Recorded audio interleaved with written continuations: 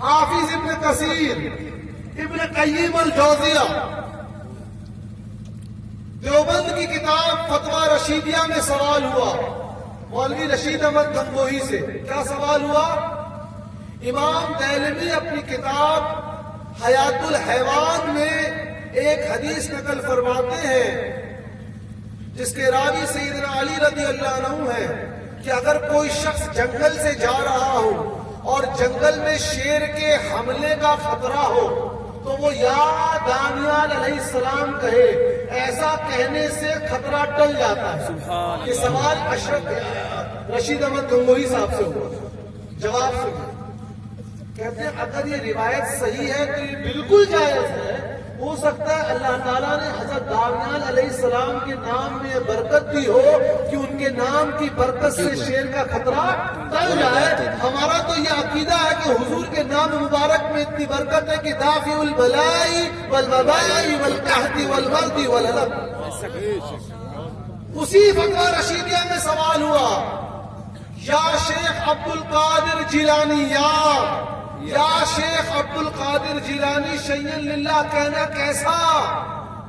مولانا رفیق صاحب یا فضل اللہ چشتی سے سوال نہیں ہوا، شیخ رشید احمد گنگوہی صاحب سے سوال ہوا. جواب سنیے. کہتے ہیں کہ اگر یہ عقیدہ رکھا جائے کہ شیخ عبد القادر جیلانی رحمت اللہ علیہ اللہ کے ایک پسندیدہ بزرگیدہ بندے ولی تھے اور اللہ تعالیٰ نے ان کو طاقت دی اور وہ اللہ کی دی ہوئی طاقت سے لوگوں کی باتوں کو سنتے ہیں، اس عقیدے کے ساتھ ان کو یا کے ساتھ پکارنا جائز. ہاں اگر کوئی اس عقیدے سے پکارے کہ وہ خود سے بذات ان کی طاقت ہے تو ناجائز اور شرک ہے، جو ہمارا بھی عقیدہ ہے. پڑھیے. آپریشن کے موڈ میں نہیں آیا ہوں ورنہ میں آپریشن لمبا کرتا. ایک دو حوالے بس میں نے دے دیے. پڑھیے.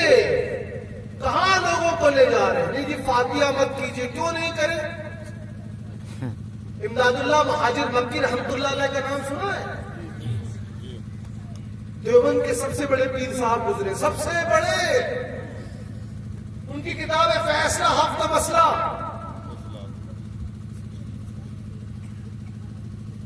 اور ان کی سوانح بھی ہے فیوزات امدادیہ، شمائل امدادیہ. کیا لکھتے ہیں؟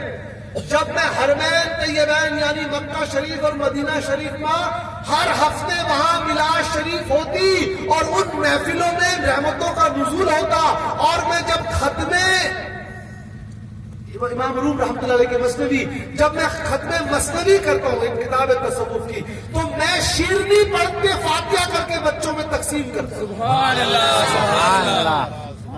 اگر آپ کتاب نہیں پڑھتے ہیں، آپ چھوٹے قصبے گاؤں کے لوگوں کو اکٹھا کر کے اپنے مرضی کی بات بتا رہے ہیں تو گیا وہ زمانہ. اب انٹرنیٹ آ گیا ہے، آپ جھوٹ بولیں گے یہاں سے جواب آ کے پوری دنیا میں چلا جائے گا. کس نے کہہ دیا آپ نے مرضی کا دین؟ نہیں جی یہ جائے فاتحہ کرنا جائز، عرس منانا جائز. کہاں سے جائز؟ آپ کو نہیں معلوم تو ہماری تھوڑی غلطی ہے. امام بخاری کے استاد دادا استاد امام ابن شہبہ اپنی مصنف میں، امام عبد الرزاق اپنی مصنف میں حدیث نقل فرماتے ہیں اللہ کے رسول صلی اللہ علیہ وآلہ وسلم سال میں ایک مرتبہ جنگ احد کی شہداء کی قبروں پہ جایا کرتے تھے. حافظ ابن کثیر البدایہ میں نقل فرماتے ہیں کہ حضور کے بعد خلفائے راشدین بھی اس پہ عمل کرتے رہے اور سال میں ایک مرتبہ جاتے تھے. تو آپ کا مطالعہ نہیں ہے تو یہ ہماری تھوڑی غلطی ہے. آپ بھولے بھالے لوگوں کو کچھ بھی بول کر اجتماع میں لے جائیں گے. میرے بھائیوں یاد رکھیے اصل چیز ایمان ہے. اور ایمان کیا ہے؟ حضور کی محبت، حضور کی عظمت، حضور کی اتباع. امام احمد اور امام ابن ابی شیبہ مصنف میں نقل فرماتے ہیں ایک صحابی تھے ان کا لقب تھا سفینہ رضی اللہ عنہ. جنگل میں گئے، کہانی نہیں ہے، جنگل میں گئے، راستہ بھول گئے، شیر آ گیا. شیر کو دیکھ کے تو حالت خراب ہو جاتی ہے. انہوں نے شیر کو کیا کہا؟ اے شیر میں محمد الرسول اللہ کا غلام ہوں. سبحان اللہ. ان کا یہ کہنا تھا، شیر دم دبا کر ان کا غلام بن گیا، باہر راستہ دکھا کر آیا. غور کیجیے، انہوں نے یہ نہیں کہا اے شیر میں 5 وقت نماز پڑھتا ہوں، اے شیر میں تلاوت کرتا ہوں، اے شیر میں چلے میں جاتا ہوں، اپنی کس نسبت اے شیر میں مواحد ہوں، اے شیر میں یہ پڑھتا ہوں، نا اپنی کس نسبت کا اظہار کیا؟ میں حضور کا غلام۔ یہ غلامی، لیکن یہ غلامی صرف زبانی سے نہیں ہونی چاہیے۔ حضور نے فرمایا نماز میرے آنکھوں کی ٹھنڈک ہے۔ لوگ سادات کے پاؤں چومتے ہیں، ہاتھ چومتے ہیں، علماء کے چومتے ہیں، بالکل جائز ہے، منع نہیں۔ کیا کبھی اپنے ماں باپ کے پاؤں چومے آپ لوگوں نے؟ کیوں نہیں چومے بھائی؟ یاد رکھیے روایتوں میں ہے، اگر تم جاننا چاہتے ہو کہ اللہ تم سے راضی ہے کہ نہیں تو اپنے ماں باپ کو دیکھو، اگر تمہارے ماں باپ راضی ہیں تو اللہ تعالیٰ راضی ہے۔ آج ضدی ہو گئے ہمارے بچے، تکبر، اماں ابا سے سیدھے بات نہیں کریں گے، یہ کون سا دین ہے؟ ماں باپ راضی نہیں ہے تو آپ زندگی میں کامیاب نہیں ہو سکتے ہیں۔ اپنے ماں باپ کو ہاتھ چوم کر، پاؤں چوم کر ان کو منا لیجئے، ان کو راضی کر لیجئے۔ اب یہ NPR کا مسئلہ آ گیا، اس کو سن لیجئے۔ یہ NPR کیا ہے؟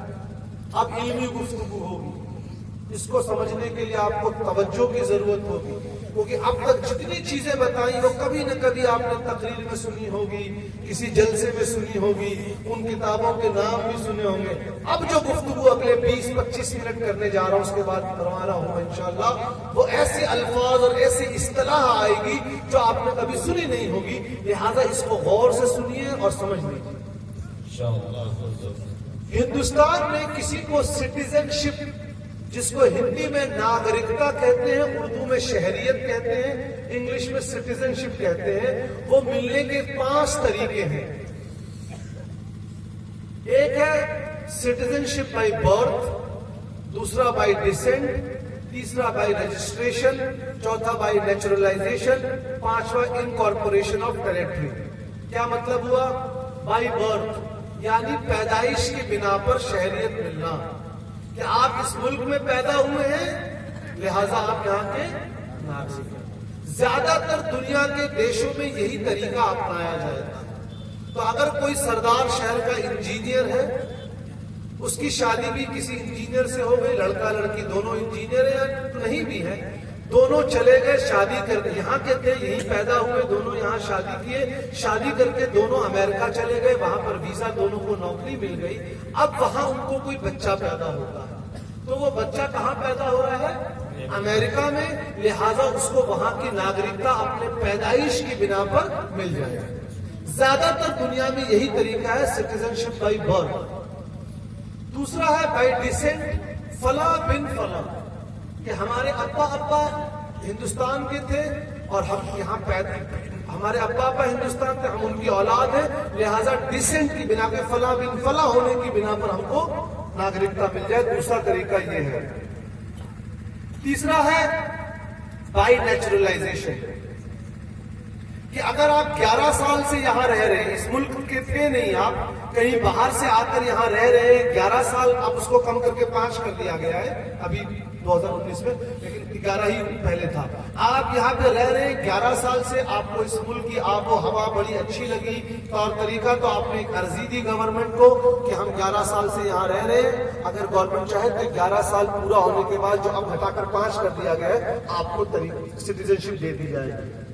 چوتھا ہے بائی سرٹیفکیشن، کہ آپ کو 11 سال ہوئے نہیں ہیں، 2 ہی سال ہوئے ہیں، لیکن آپ بہت مہان کوئی کھلاڑی ہے، کوئی کلاکار ہے، کوئی سائنسداں ہے، کہ آپ کو یہاں کی اگر ناگرکتا دے دی جائے تو ملک کو فائدہ پہنچے گا، تو ایسی صورت میں سرٹیفکیشن کے ذریعے مل جائے گا۔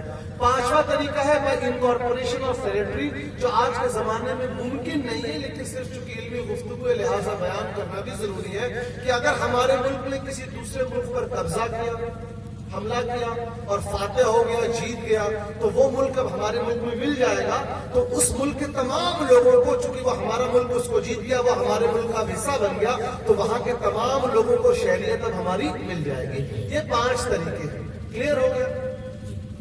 دوسری چیز آپ سمجھ لیجئے، ہندوستان کا آئین جس کو ہندی میں سمویدھان کہتے ہیں، انگلش میں کانسٹیٹیوشن کہتے ہیں. The preamble says India is a secular socialist republic. پرستاونا میں لکھا ہے جو سمویدھان کی پرستاونا ہے. دقت کیا ہے؟ کہاں ہمارے بچوں نے کبھی زندگی میں سمویدھان ہی نہیں پڑھا. کتنا ایک رات میں لوگوں کو بتائیں گے بھائی، جو ہماری قوم پچھڑی بتایا نا ہر معاملے میں. پتا نہیں کس بات کا ہمارے نوجوانوں کو غرور اور فخر ہے، کوئی پڑھائی نہیں، سمویدھان تک نہیں رکھا. اس ملک میں ہم رہتے ہیں، ہمارا ملک ہے، ہم کو سمویدھان تو پڑھنا چاہیے نا. ہم اپنے بچوں کو سمویدھان بھی نہیں پڑھاتے بھائی، پتا نہیں کیا کر رہے ہیں ہم لوگ. پرستاونا میں لکھا ہے یہ ملک ریپبلک ہے، یہ ملک سیکولر ہے، لہذا یہاں پر مذہب کے بنا پر کوئی کسی کو ناگرکتا نہیں دی جائے گی. یاد رکھیے گا، جو انڈیا میں ناگرکتا حاصل کرنے کے 5 طریقے میں نے بتایا، ان میں کہیں بھی مذہب دھرم کو آدھار نہیں بنایا گیا ہے. اب اگر کوئی بھی گورنمنٹ حکومت دھرم کے آدھار پر کسی کو ناگرکتا دے رہی ہے تو وہ کس کے خلاف جا رہی ہے؟ سمویدھان کے خلاف. اس میں مذہب کی مداخلت میں گنجائش ہی نہیں ہے. ہم تو اپنے سمویدھان کے تحفظ کی بات کر رہے ہیں، ہم تو اپنے سمویدھان کو بچانے کی بات کر رہے ہیں. ہمارے سمویدھان میں کسی کو دھرم کے بنا پہ ناگرکتا نہیں دی گئی ہے. آپ کو سمویدھان کے خلاف جا رہا ہے. اب آئیے 2 چیزیں اور، اس سے پہلے کہ میں علمی گفتگو شروع کریں کچھ علم اصطلاحی باتیں جان لیجیے.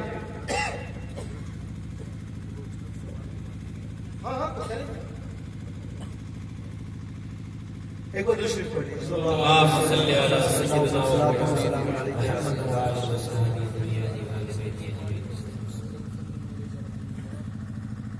آرٹیکل 14 سمویدھان کی دھارا نمبر 14 اور دھارا نمبر 19 یاد رکھے گا.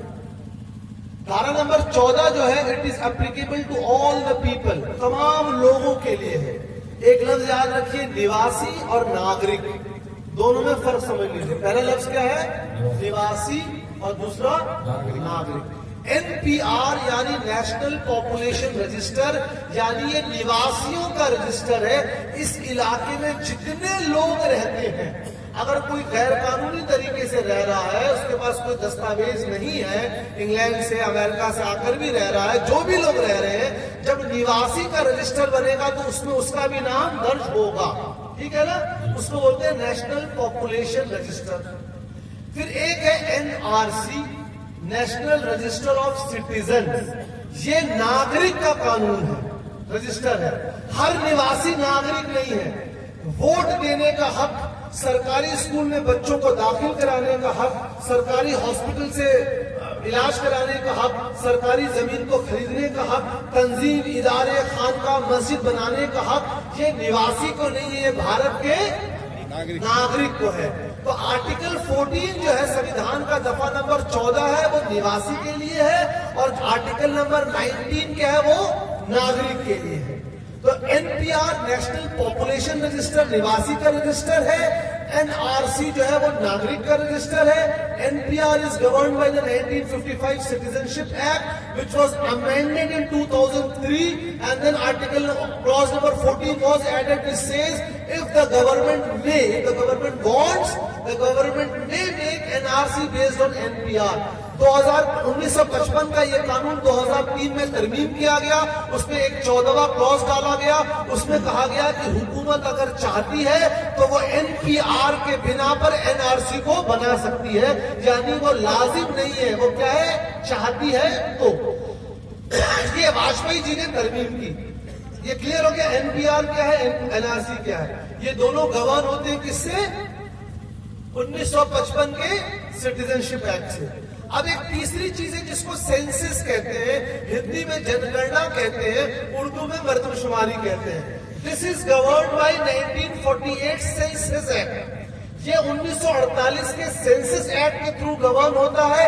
اس کا NPR سے کوئی تعلق نہیں ہے. یہ ہر 10 سال میں ہوتا ہے. اس کے لیے گورنمنٹ نے 8,000 کروڑ روپے دیے ہیں اور NPR کے لیے 4,000 کروڑ دیے ہیں. ٹھیک ہے، اس بار کی جو بات ہو رہی ہے. تو آپ کو 3 چیزوں میں فرق پتہ لگ گیا. اب چونکہ 2010 میں جب NPR ہوا تو اسی کے ساتھ سینسس بھی ہوا. اس لیے زیادہ تر لوگوں کو سینسس اور این پی آر میں فرق ہی نہیں معلوم ہے، کیونکہ 2010 میں دونوں ایک ساتھ ہوئے. پھر جب این آر سی کو شروع کیا تھا واجپئی گورنمنٹ نے، پھر جب کانگریس گورنمنٹ آ گئی تو انہوں نے کہا این آر سی کی list is not practically possible. So they made a group of empowered group of ministers. It gave a reply that it is not practically possible to make NRC, hence it was cancelled, and then the Congress government came with Aadhaar, جو آنکھ کی آپ کی پتلی کی لی گئی اور انگوٹھے لیے گئے. This was all due to NRC being cancelled. ٹھیک ہے، کلیئر ہو گیا. یہ تینوں الگ الگ چیز ہے. اب یہ ہو کیوں رہا ہے؟ 3 ملک ایسے ہیں جہاں پر یہ جو 5 طریقے ہم نے بیان کیے ناگرکتا کے، ان میں نہیں، نیا طریقہ لایا گیا. پہلا 1982 میانمار ایکٹ، میانمار جس کا پرانا نام برما ہے. وہاں پر ان لوگوں نے کہا نہیں جی، ہم کسی کو پیدا ہونے کی بنا پہ ناگرکتا نہیں دیں گے، ہم ناگرکتا دینے کی 2 شرط رکھ رہے ہیں. First, you have to be from one of those 100 tribes which we have shortlisted. Second, you must prove your ancestry right from 1884. آپ کو ہم نے جو 100 قبیلے کا انتخاب کیا ہے، ان میں سے کسی ایک قبیلے سے اپنا تعلق ثابت کرنا پڑے گا، اور جو مسلم قبیلے تھا اس کا نام سے انہوں نے نکال لیا. اور دوسرا 1884 سے آپ کو اپنے والدیت باپ دادا کی زمین ثابت کرنے پڑے گی. 884 انہوں نے اس لیے لیا کیونکہ اسی سال انگریزوں نے میانمار پر قبضہ کیا تھا. تو وہاں پر کیا ہوا؟ اب جو دو، جن کو آپ لوگ روہنگیا ہم لوگ کہتے ہیں، یہ روہنگیا کے ساتھ دقت کیا ہے؟ روہنگیا مرد اور عورت کو کہا گیا آپ دونوں غیر قانونی روپ سے یہاں رہ رہے ہیں، دونوں نے شادی کر لی، اب دونوں کے بچے پیدا ہو گئے میانمار میں. اصول کیا بولتا ہے کہ بچہ وہاں پیدا ہوا ہے تو اس کو وہاں کی پیدائش کے بنا پر کیا ملنا چاہیے؟ ناگرکتا. میانمار کی گورنمنٹ بول رہی ہے نہیں جی، اما ابا کے پاس دستاویز نہیں تھے تو اما ابا کے جائز اولاد کو بھی ہم نہیں مانیں گے، یعنی اب تا قیامت کو اس کو ناگرکتا نہیں دیں گے. اور جب آپ کو ناگرکتا نہیں ملے گی آپ پولیس اسٹیشن نہیں جا سکتے ہیں، آپ تنظیم ادارے نہیں بنا سکتے ہیں. تو یہ میانمار میں آیا. دوسرا ملک جس نے قانون بنایا 1935 Germany. Hitler made a law that only those people can get German citizenship law who are able to prove their ancestry. He laid on a list of clauses. You have to prove that you are from Aryan race, you must have your property, etc. اور اس کو نیورنبرگ پر قانون بولتے ہیں، نیورنبرگ لا بولتے ہیں، جس میں کہا گیا کہ اگر آپ اس قبیلے اس نسل کے نہیں ہیں تو آپ کو نہیں ملے گی ناگرکتا. اس نے قانون بنا کر تمام یہودیوں کو کہاں سے نکال دیا؟ جرمنی سے 1935 میں نکال دیا. تو دوسرا ملک جس نے دھرم اور نسل کے بنا پہ ناگرکتا دی وہ کون سی تھی؟ جرمنی. پہلا میانمار. اب یہی یہودی 1948 میں فلسطین میں آ گئے اور انہوں نے اب قانون بنایا کہ اب اسرائیل، فلسطین کو ختم کر کے اسرائیل بنا دیا اور ایک دیوار بنا دی اور کہا اس دیوار کے اس طرف مسلمان رہیں گے، اس طرف یہودی رہیں گے، ہم انہی کو یہاں کی ناگرکتا دیں گے جو ان شرائط کو پورا اتریں گے. اور ایک لمبی چوڑی لسٹ بنا دی. مقصد تھا تاکہ مسلمانوں کو وہاں کی شہریت ناگرکتا سے ختم کیا جائے. اب ہمارا ملک اسی تینوں قانون کو نافذ کرنے جا رہا ہے. ہم کسی ڈیٹینشن سینٹر میں نہیں رہیں گے مولانا، نہ. ہندوستان کی تمام جیلوں کی کیپیسٹی کتنی ہے معلوم ہے آپ کو؟ 3.5 لاکھ. پورے ہندوستان میں پورے جیل کو 100% بھر دے تو صرف 3.5 لاکھ. 25 کروڑ مسلمانوں کو کوئی جیل میں نہیں ڈالے گا. کیا ہوگا؟ ہمارے ووٹنگ رائٹ لے لیے جائیں گے، کیونکہ ناگرکتا جب ہوگی تب تو ووٹ ڈالیں گے نا. آپ اپنے بچوں کو سرکاری اسکول میں نہیں ڈال سکتے، آپ اپنے بچوں کو سرکاری ہاسپٹل میں نہیں لے جا سکتے.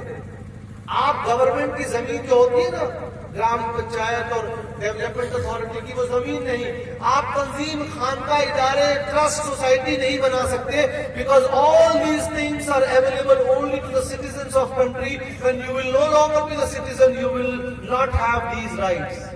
آپ نہیں رہیں گے، لیکن آپ کو شہر کا حصہ متعین کر دیا جائے گا.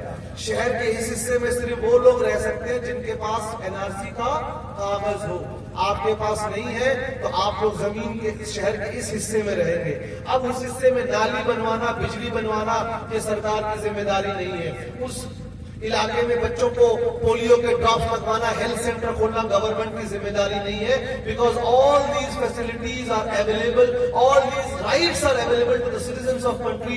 When we will no longer be the citizen of the country, we will not have these rights. یہ اصل کہانی ہے. تو کوئی سوچ رہا کہ میرے فلاں سے تعلق ہے, پیسہ دے کے کام کروا لوں گا, میری تو سرکاری نوکری ہے, اس مغالطے میں کرتے ہی مت رہی ہے. انڈیا میں سب سے اونچی پوسٹ کون سی ہوتی ہے؟ راشٹرپتی, سب سے اونچا. 5ویں راشٹرپتی کون تھے؟ فخر الدین علی احمد. ان کے پریوار کو بولا گیا آپ لوگ ہندوستانی نہیں, آسام میں. کوئی یہ نہ سوچے ہم پولیس میں ہیں, آرمی میں, سرکار میں, نہ. محمد ثناء اللہ کا نام سنا ہے؟ 35 سال انڈین آرمی میں کام کیا, بھارت کے راشٹرپتی کی طرف سے پریسیڈنٹ میڈل ملا, کرگل کی جنگ میں دشمنوں کے دانت کھٹے کیے. اب وہ محمد ثناء اللہ جو انڈین آرمی میں تھا, اس کے پریوار کو بول دیا گیا تم بھارتیہ نہیں. کوئی یہ نہ سوچے ہم فلاں پارٹی کے لیڈر ہیں تو ہم بچ جائیں گے, نا. سیدہ تیمور کا نام سنا؟ آسام کی چیف منسٹر تھی, 5 بار MLA تھی. ان کو کہہ دیا گیا کہ آپ بھارت کے ناگرک. اس مغالطے خوش فہمی میں کوئی نہ رہے کہ ہم فلاں منسٹر کو, پارٹی کو جانتے ہیں, سرکاری نوکری ہے تو ہم بچ جائیں گے. تمام چیزیں آپ کے سامنے آ گئی. آپ کے نام کی سپیلنگ اشفاق ہے, آپ کے ابا کے نام ASHFAQ. مان لیجیے اشفاق میں بڑی کام. آپ کے بھائی کے نام, سگے بھائی نے سرٹیفکیٹ میں ابا کے نام کی سپیلنگ لکھ دیا, اشفاق کیو کی جگہ کے لکھ دیا. اب کیا بولا جا رہا ہے؟ نہیں, یہ اشفاق اور یہ اشفاق دونوں الگ ہیں. ثابت کیجئے کہ آپ لوگ سگے بھائی ہیں. یہ ہے مقصد. تو ہمارے کچھ لوگ اب ڈاکیومنٹ بنوا رہے ہیں. کیا ڈاکیومنٹ بنوائیں گے بھائی؟ Aadhaar card, voter ID, passport. وزیر داخلہ گرہ منتری کا بیان ہے, Aadhaar card, passport, driving licence, voter ID, ان میں کوئی آپ کے ناگرکتا کا پرمان نہیں ہے. پیسہ دے کے بنوا بھی لیں گے تو کچھ نہیں ہوگا, کوئی آپ کو ناگرکتا نہیں مانیں گے. تو ناگرکتا کن چیزوں سے مانیں گے؟ 2 چیز جو آسام میں. پورے انڈیا میں کس چیز کو NRC کے لیے مانا جائے گا ابھی تک گورنمنٹ نے بتایا نہیں ہے, لیکن آسام میں 2 چیزوں کو مانا ان لوگوں نے. ایک برتھ سرٹیفکیٹ, جنم پرمان پتر, اور دوسرا آپ کے دادا ابا کے زمین کے کاغذ. اب مجھے بتائیے کتنے لوگوں کے پاس جنم پرمان پتر ہے؟ جو لوگ غریب ہیں کہاں سے اپنے ابا کے زمین کو لا پائیں گے؟ کیونکہ جو NPR فارم اس بار آیا ہے اس میں 5 نئی چیزیں ہیں جو 2010 میں نہیں تھی. کوئی آپ کو بولے جی آپ NPR کی کیوں مخالفت کر رہے ہیں؟ 2010 میں بھی تو ہوا تھا, یہ 2015